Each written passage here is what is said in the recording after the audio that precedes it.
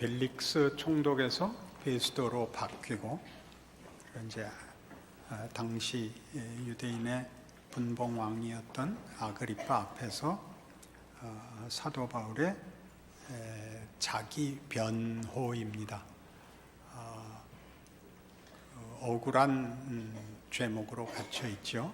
하지 않은 일, 잘못한 일 없이 죄인이 되었고, 실제적으로는 신앙 문제로 동족들의 그 반발과 소송에 잡혀 있는 셈입니다.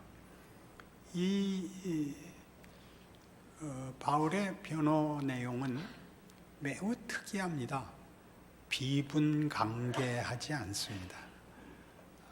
어떤 논리성을 가지고 상대방을 압도하려는 의도도 없고 감동적으로 주장을 하지도 않습니다.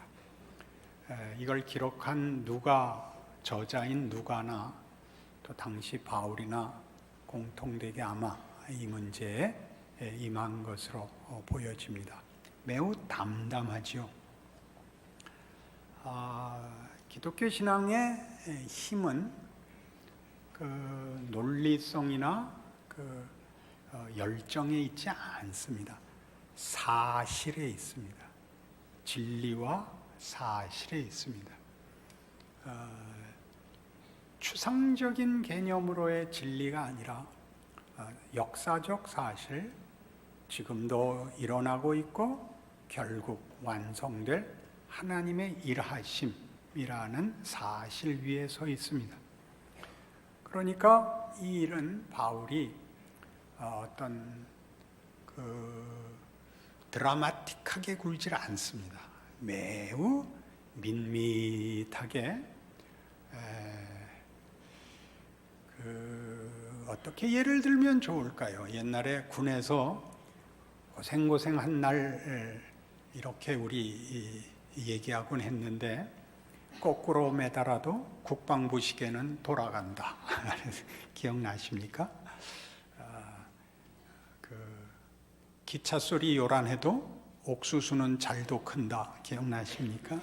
그런 마음으로 서 있는 겁니다. 신앙생활이란 그런 겁니다.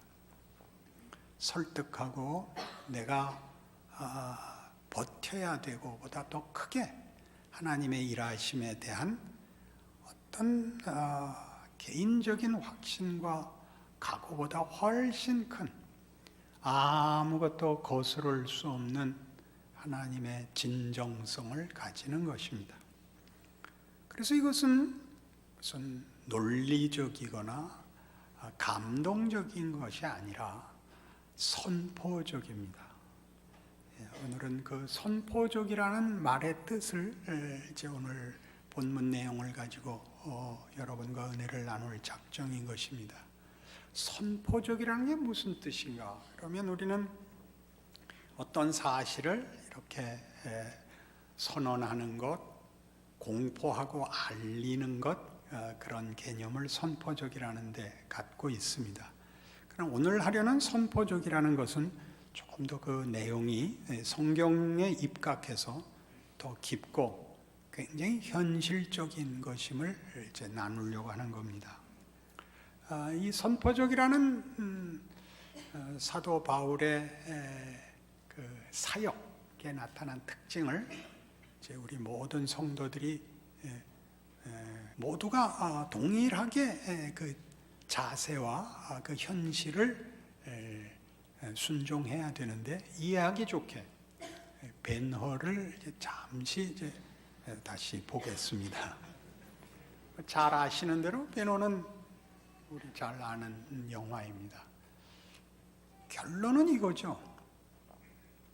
그가 품고 있었던 칼을 예수님의 십자가에서 아버지여 저들을 사하소서, 저들이 자기가 하는 일을 알지 못하나이다 라는 말씀이 내 가슴에 있던 칼을 내려놓겠다.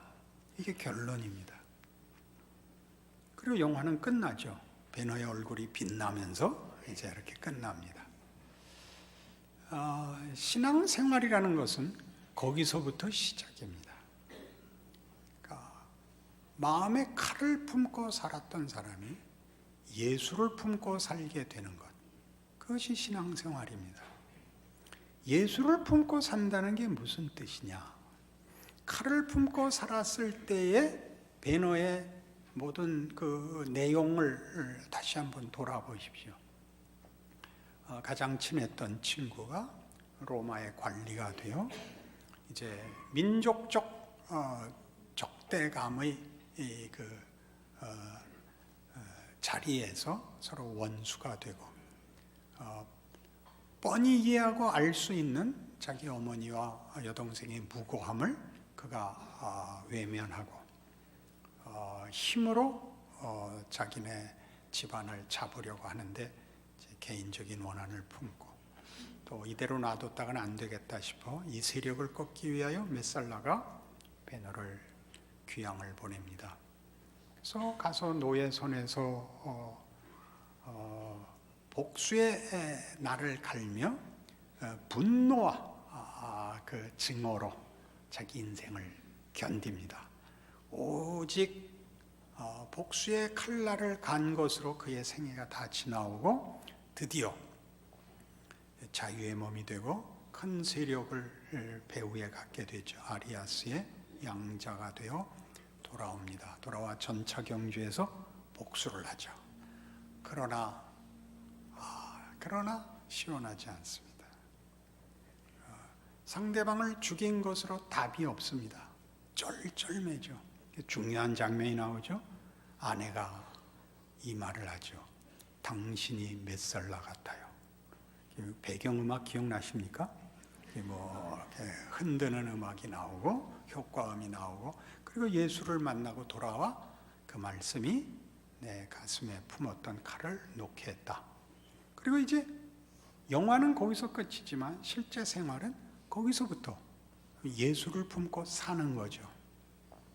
예수를 품고 산다는 것은 그래서 그 다음부터 형통해졌거나 멋있어졌다는 얘기가 전혀 아닙니다. 이것과 같죠. 동화는 왕자와 공주가 결혼하면 끝입니다. 그냥 그 이상은 얘기해 줄 수 없기 때문입니다. 시청 연령 제한입니다. 그 다음부터는 나이가 들어야 하는 것입니다. 결혼식을 하면 신랑 신부 친구들은 와서 환호를 하고 축하를 합니다. 어른들은 와서 침묵하고 앉아 있습니다. 그게 뭔지 아는 것입니다. 너희들이 지금 어느 길로 들어섰는지 알긴 아냐. 그런 침묵이 모두의 표정에 있습니다. 똑같습니다. 칼을 품고 살았을 때와 방불한 인생을 살 것입니다. 억울하고 쫓기고 이해할 수 없는 인생을 살 것입니다. 그것을 칼을 품고 살던 존재로부터 예수를 품고 사는 존재로만 바뀌어 있습니다. 나머진 바뀌지 않습니다. 그래서 베너 2부는 제작을 포기했습니다.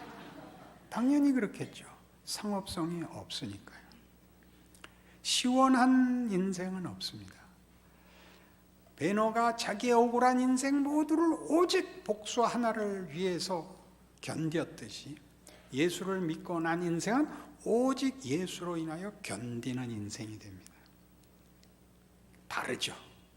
죽여서 받는 보상이 아니라 지고 걸어야 하는 기꺼운 인생이 되는 것입니다. 여기에 많은 신앙인들이 시험에 걸리지요. 이게 무슨 신앙이냐?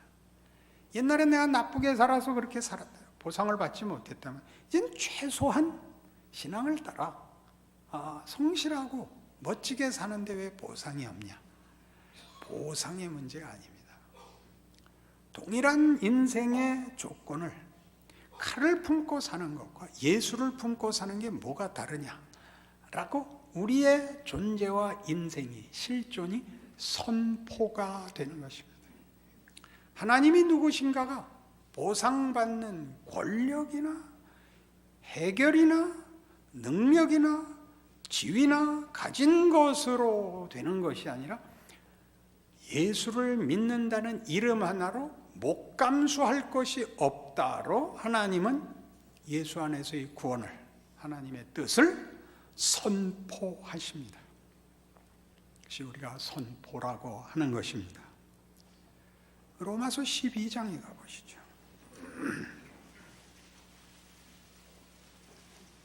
(256페이지) 로마서 12장 14절입니다. 너희를 박해하는 자를 축복하라. 축복하고 저주하지 말라. 즐거워하는 자들과 함께 즐거워하고 우는 자들과 함께 울라. 서로 마음을 같이하며 높은 데 마음을 두지 말고 도리어 낮은 데 처하며 스스로 지혜 있는 채 하지 말라.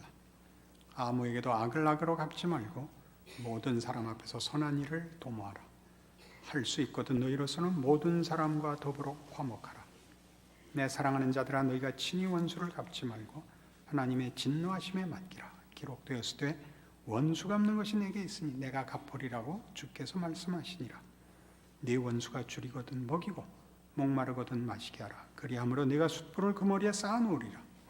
악에게 지지 말고 선으로 악을 이기라. 선으로 악을 이기라는 것은 선하게 굴면 악한 자가 회개한다는 뜻이 아닙니다. 선한 일을 하여 감동을 주라는 얘기도 아닙니다.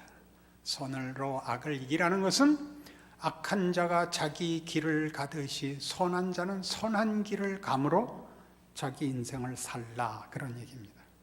악을 갚고 오해를 풀고 문제를 해결하는 것으로 허비하지 마라, 그겁니다.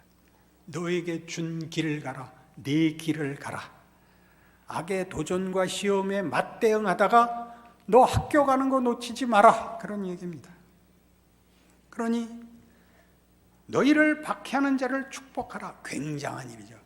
박해하는 자 쫓아다니면서 축복하라는 얘기가 아니고, 그 길이 하나님의 크신 뜻 안에서 어떤 이유가 있을 것이다. 내비두고 너는 네 길 가라. 걔네들 없애는데, 걔네들 그러면 안 되죠. 그런 것, 사회에서 악을 제거하고 한 사람에게서 약점을 다 제거하는 것이 신앙이 아닙니다. 그 약함과 한계 속에서 자기 길을 가는 겁니다. 쩔쩔매며 엎어지고 자빠지면서 선한 길을, 하나님이 우리에게 원하신 예수 안에서 사는 길을 가라, 그겁니다. 기도를 다 응답받지 않습니다. 우리 기도 다 응답하시면 세상이 박살이 납니다. 그렇게는 할 수 없습니다. 기도하셔야 됩니다. 기도를 한다는 것은 역사와 내 인생과 존재의 주인이 하나님이시라는 걸 믿는 행위인 것입니다. 내가 원하는 걸 다 들어달라는 기도는 응답받을 수가 없습니다. 이 다 그 얘기입니다. 즐거워하는 자들과 즐거워하고 우는 자들과 함께 울고, 지혜 있는 채 하지 마라.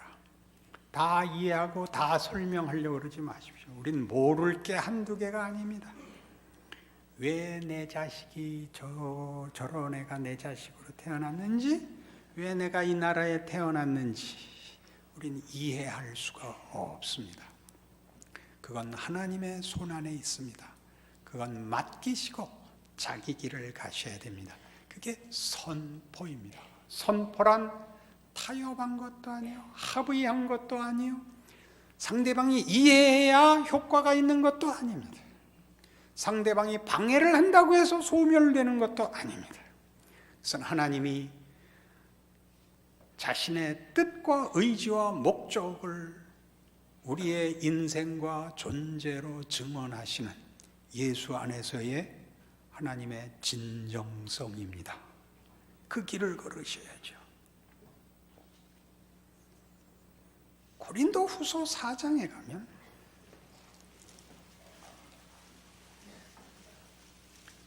이 선포가, 이 길이 이렇게 소개되고 있습니다. 288페이지 고린도후서 4장 5절입니다. 우리는 우리를 전파하는 것이 아니라 오직 그리스도 예수의 주 되신 것과 또 예수를 위하여 우리가 너희의 종 된 것을 전파함이라. 어두운 데 빛이 빛이라 말씀하셨던 그 하나님께서 예수 그리스도의 얼굴에 있는 하나님의 영광을 아는 빛을 우리 마음에 비추셨느니라. 우리가 이 보배를 질그릇에 가졌으니 이는 심히 큰 능력은 하나님께 있고 우리에게 있지 아니함을 알게 하려 함이라. 보배를 질그릇에 가졌다는 것은 유진 피터슨 목사님이 쓴 메시지라는 성경 풀어 쓴 성경이 있습니다. 거기 이렇게 풀어 쓰셨습니다. 이 보배를 일상이라는 질그릇에 담았으니, 일상이 뭐죠? 누구에게나 있는 반복되는 별것 아닌 매일입니다. 이 보배를 그 일상에 넣으셨답니다. 왜 그걸 일상에 넣으셨을까요? 왜 삶에다 그걸 넣으셨을까요? 우리는 사실 예수에게서도 처음에 이해하지 못했던 것입니다. 하나님의 약속을 성취하실 유대인들이 그토록 바라던 메시아가 오셔서 기적을 행하고 큰일을 행한 것은 다 이해가 되는데, 그 메시아가 죽어야 된다는 데는 모두가 경악을 한 겁니다. 우리를 구원해 줄 자가 스스로 죽는다는데 누가 그를 따르겠습니까? 실제로 십자가를 지고 오해와 고통과 수치 속에 죽습니다. 누군가 이런 표현을 썼죠. 십자가에 달린 신을 믿는 종교가 어디 있는가? 안 그래요? 십자가에 달렸다는 것은 당시 권력에서 진 존재예요. 당시 윤리와 법에서 죄인이 된 자입니다. 무력한 자요, 모두에게 기대되지 않던, 존경을 받지 못하는 자로 한갓 중죄인으로 죽어간 존재입니다. 어느 종교가 십자가에 달린 신을 믿겠는가? 우린 믿었잖아요. 그래 놓곤 예수님 보고 십자가를 휘둘러 달라는 거죠. 우리가 뭘 믿었는지를 놓치는 거죠. 여기서도 그 얘기입니다. 우리의 일상 아무것도 아니죠. 배너를 다시 돌아볼까요? 그가 억울했을 때, 그가 노예가 됐을 때, 그가 모든 절망 속에 있을 때 예수를 품고 살았더라면 어떻게 됐을 것 같습니까? 사태가 호전됐을까요? 그건 모릅니다. 왜? 그건 여기 있는 대로 어두운 데서 빛이 빛이라 말씀하셨던 그 하나님께서 예수 그리스도의 얼굴에 있는 하나님의 영광을 아는 빛을 우리 마음에 비추셨느니라. 이건 창조의 역사로만 일어나는 변화입니다. 그러면 일이 더 잘 된다는 뜻이 아닙니다. 그러면 메살라가 회개했을까? 그랬으면 베너는 쫓겨가지 않았을까? 그런 건 모릅니다. 그 자리까지 가라고 했고 거기서 뭘 품고 살래? 라고 묻는 것입니다. 칼을 품고 살래? 예수를 품고 살래? 라고 묻습니다. 칼을 품고 살면 베너에서 보였듯이 답이 없습니다. 메살라를 죽여서 평화가, 행복이, 어떤 명예와 어떤 가치가 결실되지 않습니다. 예수를 믿자 칼을 던져버릴 수 있었던 그 영화의 가장 중요한 메시지 같이 우리는 예수를 품고 살라고 부름을 받은 자들입니다. 그럼 어느 형편, 어느 조건일지라도 이미 위대한 것입니다. 가졌냐 못 가졌냐는 전혀 다른 문제입니다. 가진 자리에서 예수를 품고 사는 건 다를 것입니다.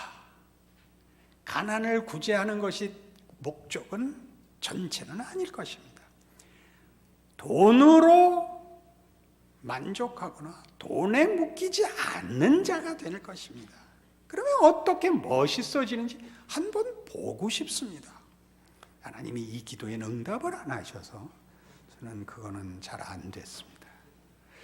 건강하면 어떻게 되는지, 건강해야 주를 위해서 더 일을 한다는 우리가 만든 왜곡입니다. 우리가 병약해서 움직이지 못하는 자리에서도 얼마든지 일할 수 있는 것이 예수를 품고 사는 삶입니다. 그거는 알 수가 없는 것입니다. 얼마나 배웠느냐, 불학무식하냐가 상관이 없고, 얼마나 유명하냐, 무명하냐가 상관이 없고, 보낸 자리를 예수를 품고는 어떻게 이해하고 어떻게 순종할래? 라고 묻는 것만 있죠. 그러니 잘 생각해 보십시오. 뭐가 불만이십니까? 믿음이 없는 것이 불만이셔야 됩니다. 여러분은 다른 게 억울하실 수 있습니다. 믿음이 부족하다고는 생각 안 하고, 믿음은 결국 소원을 이루는 하나의 조건에 불과하고, 좀 더 좋은 조건을 가져야 본인의 존재도 확인이 되고, 자존심도 지키고, 그리고 좀 자랑하고 살고 싶은 우리의 욕심과 범벅이 된 것이죠. 따지고 보면 예수를 믿는다는 말은 그 모든 것에 대하여 우리를 다시 생각하게 하는 것입니다.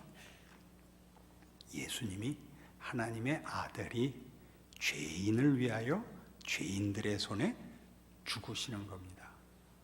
모욕 속에 내가 하나님의 아들이거든 내려와 봐라. 그거죠. 네가 예수를 믿는다면 네가 믿는 하나님을 증명해 보라. 그 앞에 서 있죠. 바울이 뭐라 그래요? 이렇게 결박된 것만 빼고는 당신들이 나와 같기를 원합니다. 일부러 묶이라고 얘기하는 건 아닙니다. 그러나 바울이 알아들었으면 이 결박을 풀어주십시오는 없습니다. 나를 빨리 풀어주십시오는 없습니다. 그는 자기의 그 오해된 이 억울한 형편에서 예수를 품는 것입니다. 그 덕분에 정상적이라면 만날 수 없는 사람들을 만났다고 이해하고 있습니다. 총독과 왕 앞에서 자기가 믿는 예수를 증거할 다른 방법보다 더 좋은 방법을 만났다고 이해하고 있습니다. 그리하셔야 됩니다. 베드로도 다시 돌아보면 그가 나중에 결국 아버지여 저들을 사하소서라는 그 말 한마디에 그가 칼을 내려놓는 것이 우리 모두에게 감동을 주는 이유는 그의 억울한 전반부 인생이 있기 때문입니다. 그것 없이는 이것이 우리에게 다가오지 않습니다. 그 선포의 내용이 구체화되지를 않습니다. 그냥 한낱 좋은 말에 불과해집니다. 용서, 관용, 이런 추상적이면 책임의 소재가 모호해집니다. 말로 할 수 있으니까. 말로 하지 말고 몸뚱아리로 하려는 거죠. 삶으로. 삶에다 넣어놓은 보배. 우리가 직접 걸어가야 되는 거죠. 베드로가 그 모진 인생을 걸어 십자가 앞에 가 그 용서의 뜻이 무엇인지를 체득하고 자기 것으로 가지기로 한 것 같이 말입니다. 그렇게 성경은 요구하고 있습니다. 그러니 이 모든 일에 우리가 가야 할 길과 그걸 하나님이 어떻게 쓰시는가는 구별되어 있습니다. 우리는 모릅니다. 우리의 곤고한 인생과 감추어진 존재가 얼마나 쓸모 있을지, 얼마나 효과 있을지 우리는 모릅니다. 그러나 하나 아는 것이 있습니다. 더 이상 칼을 품고 살지 않겠다라는 결심을 한 거죠. 예수를 품고 살겠다. 그러면 뭐가 난데 그건 내 책임 아니다. 거기서부터는 하나님이 하시는 것이고 나는 지지고 볶는 길을 가겠다. 이렇게 되는 거죠. 우리는 커다란 하나님의 이런 약속을 알고 있습니다. 창세기 12장에 가시면 하나님이 아브라함을 이렇게 부르십니다. 창세기 12장 1절 여호와께서 아브라함에게 이르시되 너는 너의 고향과 친척과 아비의 집을 떠나 내가 네게 보여줄 땅으로 가라. 내가 너로 큰 민족을 이루고 네게 복을 주어 네 이름을 창대하게 하리니 너는 복이 될지라. 너를 축복하는 자에게는 내가 복을 내리고 너를 저주하는 자에게는 내가 저주하리니 땅의 모든 족속이 너로 말미암아 복을 얻을 것이라. 이 우리의 존재입니다. 아브라함은 본토 친척 아비집을 떠납니다. 이 세상이 가지는 어떤 기발, 어떤 인정, 어떤 자리, 어떤 권력, 영향에서 쑥 빠져나옵니다. 하나님이 일하시는 방법에 자신의 인생을 내어놓아야 합니다. 부자가 안 되고 유명한 것이 안 되는 것이 아닙니다. 그건 우리에겐 동일한 조건인 것입니다. 가지면 가지는 유혹이 있고 시험이 있습니다. 못 가지면 못 가진 억울함이 있고 불만이 생깁니다. 유명하면 유명한 대로의 자랑이 있고 무명한 대로의 때가 있습니다. 때 말고 때. 동일한 조건들입니다. 예수를 품고 산다는 것은 이것에 좌우되지 않습니다. 도움을 받지도 않고 손해를 보지도 않습니다. 어떻게 사회가 정의를 구현할 것이냐? 예수 믿는 사람들이 도처에 있어야 됩니다. 억울함을 견디며 가진 것으로 자랑하지 않는 그것들이 세상에 특별한 역할을 해서 아우성치고 칼질밖에 할 줄 모르는 사람들의 전쟁을, 파멸을 막는 것입니다. 나서서 막지 않습니다. 거기 어디? 우리가 칼집이 되고 방패가 되고 이렇게 찔렀는데 가운데 스티로폼이 되고 그러는 겁니다. 그게 우리의 하나님이 일하시는 우리의 특별한 위대한 존재와 지위이지요. 그래서 내가 너로 큰 민족을 이루고 네게 복을 주어 네 이름을 창대하게 하리니 너는 복이 될지라는 우리 모든 신자들에게 허락된 하나님의 선포입니다. 물어보지 않으셨고 이해시키지 않으셨고 타협하지 않으셨고 하나님 홀로 이것을 작정하셨습니다. 그래서 인간이 된다는 것은 대단한 것이요, 하나님의 자녀와 백성으로 부름을 받는다는 것은 대단한 위대함, 명예와 영광이 된 것이죠. 그래서 우리를 축복하는 자는 하나님께 복을 받고 우리를 저주하는 자는 하나님께 저주를 받을 것입니다. 우리는 복입니다. 그걸 모르면 우리의 얼굴이 펴질 날이 없죠. 안 그렇습니까? 창세기 22장에 가면 이 문제와 연결해서 놀라운 선언이 나옵니다. 창세기 22장은 하나님이 아브라함에게 아브라함 100살에 준 이삭 잡으라 그런 장면입니다. 이삭을 잡으라는 것은 매우 무시무시한 시험입니다. 왜요? 너로 잊어먹었어요. 너로 많은 민족의 조상이 되게 하기로 한 거예요. 네 씨를 하늘의 별 같고 바다의 모래 같게 하겠다. 근데 자식을 안 줬잖아요. 내가 너에게 뭘 주랴? 하나님 후사를 주십시오. 후사가 없는데 어떻게 그 많은 족속의 아비가 되겠습니까? 아브라함은 그 뜻 아니에요. 많은 민족의 조상이 된다. 열방의 아비다. 그런데 애가 있어야, 후사가 있어야 될 거 아니에요. 100살에 줬죠. 그 자식을 잡으려는 거예요. 하나님이 한 약속이 이 자식을 잡으면 불가능한데요. 하나님이 100살에 자식을 줬지만 그 자식을 줘야 100살이든 200살이든 줘야 후손이 하늘의 별 같을 거 아닙니까? 그 자식을 잡으렵니다. 아브라함이 많이 고민했겠죠? 그러나 드디어 이해했을 것입니다. 하나님은 우리와 일하시는 방법과 능력에서 다르다. 잡았죠. 하나님이 막으시고 말하자면 돌려준 셈입니다. 그리고 이렇게 약속하십니다.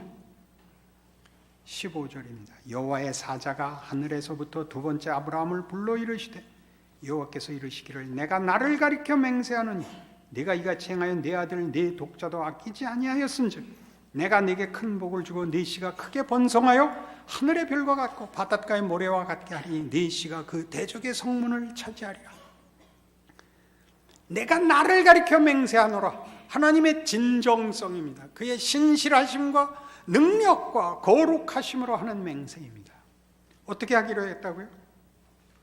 네게 큰 복을 주고 네 씨가 크게 번성하여 하늘의 별과 같고 바닷가의 모래와 같게 하리니 네 씨가 그 대적의 문을 차지하리라. 이 하나님이 일하시는 방법입니다. 네 아들 네 독자도 아끼지 아니하였은즉은 뭘까요?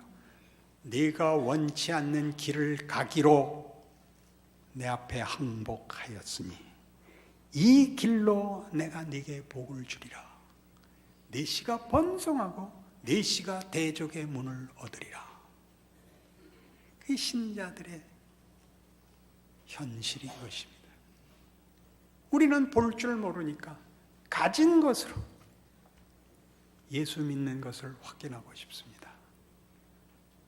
하나님이 우리에게 무엇을 주려 하시고 그걸 어디서 확인했느냐, 어디서 우리가 안심할 수 있느냐라고 물으신다면 그것이 십자가입니다. 거기는 바로 아브라함이 그 이삭을 잡는 장면에 예표된 그 일입니다.